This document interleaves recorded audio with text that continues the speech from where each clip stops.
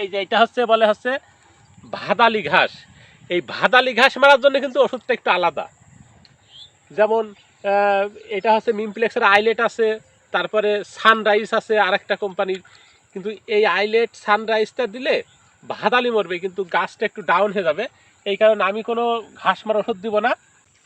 আমি এখন আসছি আমার সেই তিলের জমিতে। আপনারা দেখতে পাচ্ছেন যে তিল কিন্তু মাশাল্লাহ অনেক ফুটেছে, মানে কোনো বীজ মার যায়নি। এই যে দেখতে পাচ্ছেন কিছু গাছ কিন্তু বড় হয়ে গেছে, এই যে কিছু গাছ বড় হয়ে গেছে। গতকালকে বৃষ্টি হয়েছে, এই বৃষ্টির কারণে আরও গাছে কিন্তু শক্তি পাবে। আর তিলের জমিতে সবসময় চেষ্টা করতে হয় যে গাছটা যেন মিনিমাম আধা হাতের উপরে, মানে জায়গা ফাঁকায় ফাঁকায় থাকবে, মানে হাতে দুইটা বা একটা হলেও সমস্যা নেই। সেই ক্ষেত্রে কি হবে, গাছগুলো ঝোপালো হবে, এবং যত ঝোপালো ডালপালা হবে তত কিন্তু গাছে ফল হবে। আর যদি একটা গাছ লম্বা হয়ে থাকে তাহলে একটা গাছে একটা ফলের থোকাই কিন্তু হবে। সেই ক্ষেত্রে সবসময় গাছ যেন ঝোপালো হয়, মানে দুইটা তিনটা গাছ কাটলেই কিন্তু এক আটি হয়ে যাবে যখন কেটে বাড়ি নিয়ে যাবো, এরকম একটা চিন্তা ভাবনা। ভাই তিলের ক্ষেতে এত ঘাস কেন? তিলের ক্ষেতে এটা তো খুব উর্বর জায়গা, মানে চাষ করে তিল বোনা হয় তো, মানে ঘাস একটু হবেই, কিন্তু সমস্যা নেই। গাছ যখন বড় হয়ে যাবে ঘাস তখন নিচে পড়ে যাবে। আসলে তিলের আগে কি ফসল ছিল এই জমিতে?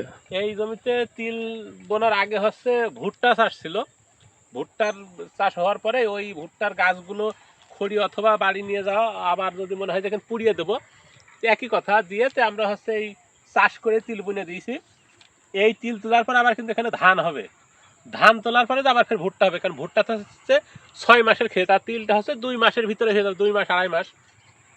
কিন্তু যে ঘাস দেখছেন এখানে কিন্তু একটা বিষয় আছে, তিলের জমিতে কিন্তু ঘাস মারার ওষুধ আছে। যেমন পাটের ভুঁই বা অন্যান্য লাল শাক, এই শাক 2 পাতালা বিশিষ্ট যে ক্ষেত আছে, ওই ক্ষেতে যে ওষুধগুলো দেয়, যেমন মুকুট আছে, বিকাশ আছে, এই জাতীয় অন্যান্য আছে, এগুলো দেওয়া যায়।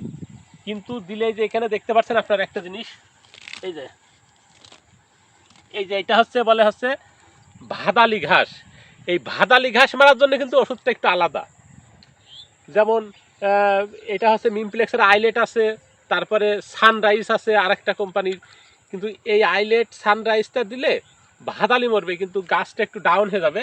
এই কারণে আমি কোনো ঘাস মারা ওষুধ দিব না। আর তিল গাছটাই যে মোটামুটি এই যে এই গাছটা কিন্তু প্রায় আধ হাত লম্বা হয়েছে। মোটামুটি পরিপূর্ণ সব গাছগুলো আধ হাত করে যে লম্বা হয়ে যাবে, 2-3টা জোন নিয়ে বা ক্রিসার নিয়ে আমি হচ্ছে পুরা ভুঁইটা দেখাচ্ছে হাতে একটা অথবা হাতে 2টা এরকম থাকবে। আমি পুরা গাছ সব মেরে দেবো, তাহলে গাছগুলো ঝোপালো হবে, ফলনটা কিন্তু বেশি পাওয়ার সম্ভাবনা আছে। সেই ক্ষেত্রে আপনারা সবাই একটা জিনিস লক্ষ্য করেন যে এই কিছু কিছু জায়গায় আছে তিল কিন্তু খুব কম বেরিয়েছে, মানে বেরোয়নি বললেই চলে।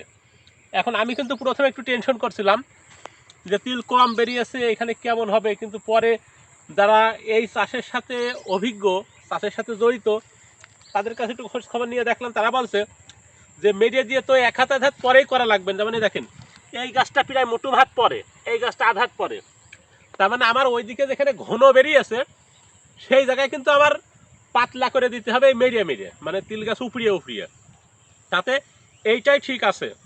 এখানে কিন্তু তিল গাছ মারা লাগবে না। আর ওই যে চারিদিকে কিছু কিছু জায়গায় আছে একদম ঘন হয়ে গেছে, মানে 4 আঙুল পর পর গাছ আছে, 2 আঙুল পর পর গাছ আছে, সেইগুলো কিন্তু আমার মেরে উপড়িয়ে দেওয়া লাগবে, তা না হলে কিন্তু তিলে ফলন হবে না। এই জায়গাটায় দেখেন মনে হচ্ছে যে হাজার হাজার গাছ একবারে বেরিয়ে গিয়েছে, মানে এই জায়গায় একটাও মিস যায়নি। কোনো সমস্যা নেই, গাছ যত বেরোয় ততই আলহামদুলিল্লাহ, কারণ আমার বীজগুলো পরিপূর্ণভাবে ফুটেছে।